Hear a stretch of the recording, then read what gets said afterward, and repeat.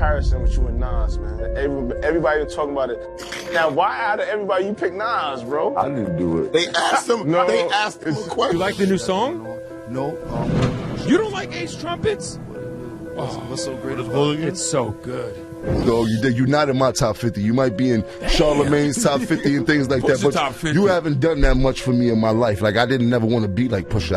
I never had a Pusha moment in my life. Jim Jones really messed with the wrong names this time. He came at Nas and Pusha T, two living legends, like he had zero fear and nothing left in the tank. He dissed both of them back to back like he was begging for trouble. Jim straight up said Nas was never really that impactful and called Pusha T overrated. He even claimed he was the reason Nas went viral again. Some folks say that was the exact moment Jim stepped over a line he could never cross back. After that, it didn't feel like a regular rap beef anymore. It felt like some deep, hidden forces were moving behind the scenes. Now everyone's wondering, was this just Jim's ego going wild, or is the culture he helped build turning its back on him for good? His music career is literally hanging by a thread right now. That one quote is still flying all over the internet. Jim said, "Nas was never really that impactful." The disrespect didn't stop there. Jim's big summer jam set got chopped, and the vibe around him turned cold fast. Some say he's being slowly pushed out on purpose, like the whole scene decided he's done. Yeah, Jimmy boy, you should have never brought this up. Y'all are only 3 years apart, and Nas is just like murdering you. You asked us to look up the stats, and here they are. Like Jim Jones, like you got a couple songs. I mean, like literally, it's a couple. But we're talking about Nas. Let me show y'all Nas's last projects. Nas been getting it in since 2018. Jimmy, when the last time you put out an album? Oh, would you look at that? You have been dropping music. You really been dropping music. But nobody's heard it. Nobody's listening, bro. Let's take it all the way back and see what really sparked this slow-motion downfall. That one line wasn't just shade, it was straight-up erasure. Jim wasn't just trashing Nas's new songs, he was throwing the whole legacy of one of hip-hop's most respected icons in the trash. Let's break this down for real. Jim didn't just say all this on some random corner, he dropped these wild shots on the Joe and Jada podcast. That show is usually all laughs and light talk, not a place to start full-on career funerals. But instead of pulling back, Jim went all in with his whole chest, no hesitation. He straight up claimed Nas never meant that much to the culture, and even said his own Billboard numbers could go toe-to-toe with Nas's. Like, what? Let's be real here. Nas ain't just a rapper, he's one of the main pillars holding hip-hop up. Illmatic is literally studied in college classes. Ether still haunts big rappers in their sleep. And King's Disease proved he's still out here leveling up and evolving. Meanwhile, Jim talking like he just cooked up a new Chronic album or something. The wildest part? This wasn't even about rap skills. It was pure ego. Straight insecurity dressed up as a hot take. And bringing his kid into it? Come on, man. What kind of example is that supposed to set? The internet wasn't having it for 1 second. Folks started flooding the timeline with side-by-side receipts, showing every single Nas classic album. Meanwhile, Jim's chart stats looking mad quiet compared to all that. All this drama because Jim thought he could rewrite the whole history of hip-hop. Most people, after getting roasted online for clowning a legend, might apologize or at least chill for a second, but not Jim. Instead, he doubled down. He slid over to Nightcap, looked Shannon Sharp dead in the eye, and tripled down on the disrespect. Jim really said, Nas never had the influence people think, and then threw even more salt, saying Nas was always in second place?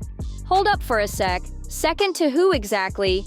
Jay-Z and DMX? These three were on totally different waves. Nas was the deep, poetic, spiritual type. Jay was all about the big money moves and corporate hustle. DMX?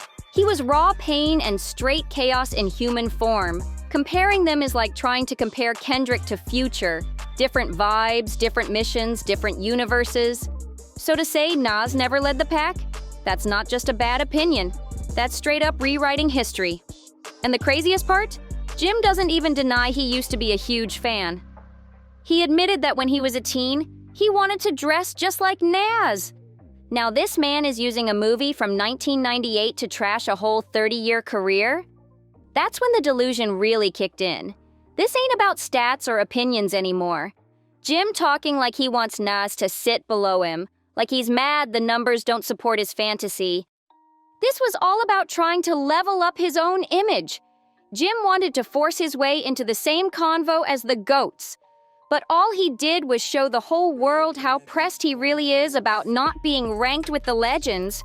And if you thought Jim was gonna hit the brakes and chill, nah! He went full speed ahead. On Bag Fuel, he dropped one of the craziest lines of this whole saga. Jim didn't just say Nas wasn't relevant, didn't just call him second place. He actually claimed that he's the one who brought Nas back to life online. Like the whole culture needed to thank him for reminding us that Nas even exists. People went wild instantly. Can you sing along the 5 Pusha T records right now? His records. Yes. His records? Yeah. Name I love them. Pusha. Nostalgia. Oh, you was a Pusha T fan. If you know, you know. I didn't know he had fans like that. Can you name 5 Pusha T records? No, his records. Pusha T, I love your soul, my dog. You're not in my top 50. You might be in Charlemagne's top 50 and things like that, but you haven't done that much for me in my life. Like, I didn't never want to be like Pusha. I never had a Pusha moment in my life. I never thought, like you dig, like, where I'm from, niggas want to be like you if you was really that dude and that rapper and things like that. Wayne wanted to be like Pusha?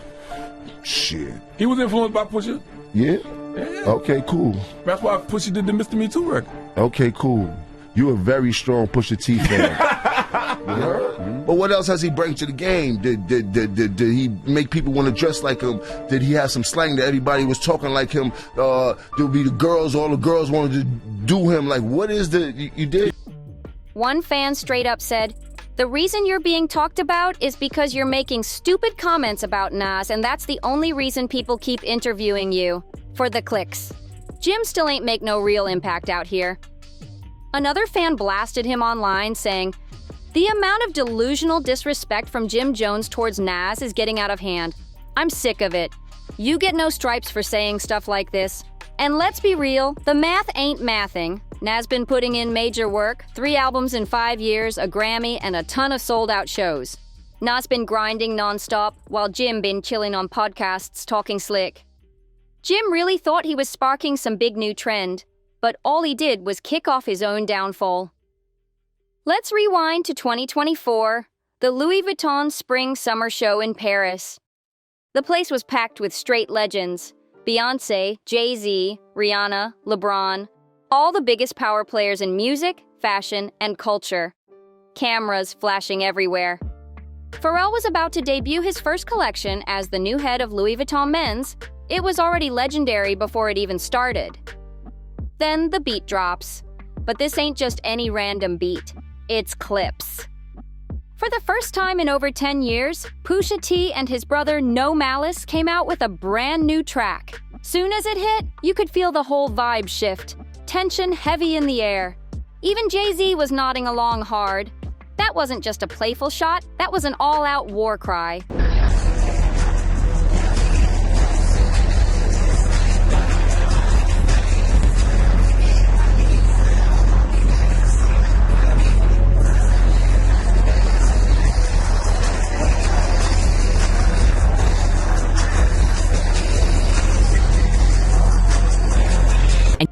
And they didn't pick just any stage. They chose the most high-profile event of the entire season to air it out.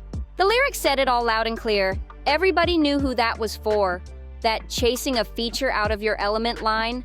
Straight-up missile aimed at Jim for hooking up with Drake after Drake brought him out as an honorary Dipset member on stage in Harlem.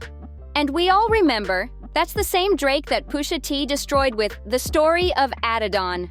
Drake still ain't fully recovered from that one. This wasn't just some random diss dropped on SoundCloud. Nah, Pusha T used Paris Fashion Week as a full-blown battleground. That's how far ahead he's playing this chess game. Then Jim turned around and dragged Pusha T everywhere, on Breakfast Club, Rap Caviar, and Drink Champs. Jim said, "Pusha's not even top 50. Instead of wasting time in podcast circles, Pusha T pulled up with billionaires, luxury brands, and straight-up goats sitting front row to witness his revenge. And yo, let's not overlook the layers in this move. This wasn't just about some savage bars. The whole setting was a power play. Pharrell produced the track, the same Pharrell who basically built the Clips sound from the ground up. Pharrell got deep roots in Virginia and fashion's most exclusive circles.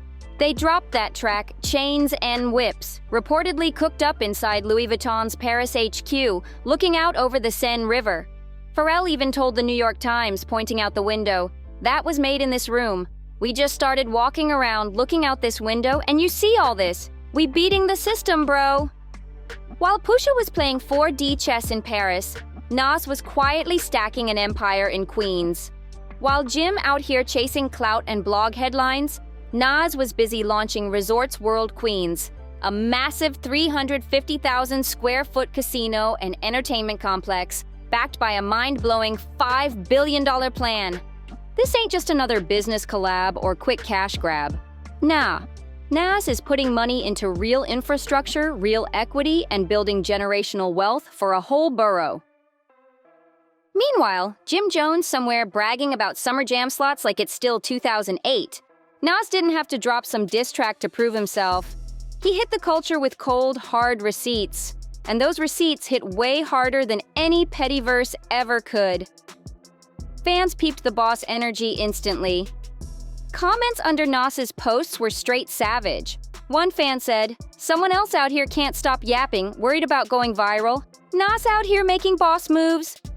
When you really got money, real respect, and you're truly relevant, you don't even gotta clap back with words. Your moves speak louder than any diss ever could. When you're really moving like a boss, you just let your life talk for you. Meanwhile, Jim? He getting booed off stage? Picture this, Summer Jam 2024. Jim finally got that big shot he'd been begging for all year. But the second he stepped on stage, silence. Dead quiet. You could hear a pin drop, then it got even uglier. Funkmaster Flex, the same Flex who used to ride hard for Jim, cut his set short. You could see the pain hit Jim's face in real time, like he realized he was living a nightmare on that stage. This was supposed to be his big victory lap. But all that energy he hyped up around this beef, it didn't hit because at the end of the day, Jim ain't bring no hits. He just brought drama and empty noise. But even after all that embarrassment, Jim still wasn't done talking reckless. He had one last diss locked and loaded, and it got real personal. After the Louis Vuitton moment, Pusha T stayed quiet in public, but behind the scenes, word started flying. Pusha wasn't finished. Sources close to Clips said their reunion album is coming loaded with crazy shots aimed straight at Jim. That track they dropped in Paris, that was just the intro, the appetizer. The rest of it, way darker. Insiders even calling it Pusha's Coke Bear moment. He fully stepping into that villain energy. He's done playing nice, and if Jim keeps popping off, it's gonna be straight lyrical homicide. And it ain't just about the bars, it's the whole setup. Pusha linking up with elite brands and powerful circles, turning his comeback into an art piece. Meanwhile, Jim rapping in Harlem alleyways over the same beat he just got roasted on. Yeah, you read that right. Jim really tried to flip the Chains and Whips beat and drop his own freestyle as a comeback. Jim really crossed the line when he started bringing up no malice. You can take shots at Pusha T all day, but dragging no malice into it? That's a whole different level of disrespect. No Malice walked away from rap to follow his faith and completely flipped his life around. That ain't a diss target, that's sacred ground. Pusha hasn't clapped back publicly yet, but if we know anything about him, he don't move off impulse. He moves with cold precision. And when he finally fires back, it's deadly. But Jim didn't stop there. He fumbled even harder when he went on camera during an interview and dissed Clips' brand new single, Chains and Whips. He tried to play it off slick by calling it Ace Trumpets. He acted like he was too cool, saying he don't listen to Clips and never has. But that fake chill didn't last a second. You could see the insecurity leaking out every time he opened his mouth. Deep down, Jim knew exactly who they were talking about, and he knew they buried him. This is the moment the energy shifted for good. It wasn't just Nas and Pusha shutting him down anymore. The whole culture slammed the door in his face. Blogs started roasting him left and right. Even Dipset diehards started telling him to hang it up and go home. This wasn't a regular rap beef. It turned into a whole life lesson. Jim really thought he could step in the ring with heavyweights like Nas and Pusha T, thinking he had the bars to survive. But he got dropped by pure silence, chess moves, and billionaire power plays. Now, Jim ain't trending, he ain't on playlists. He's basically a ghost haunting his own career. And the wildest twist? The new Clips album ain't even out yet. That might be the final nail in the coffin for him. So if you thought this beef was already out of control, just wait. The next chapter is gonna be even crazier.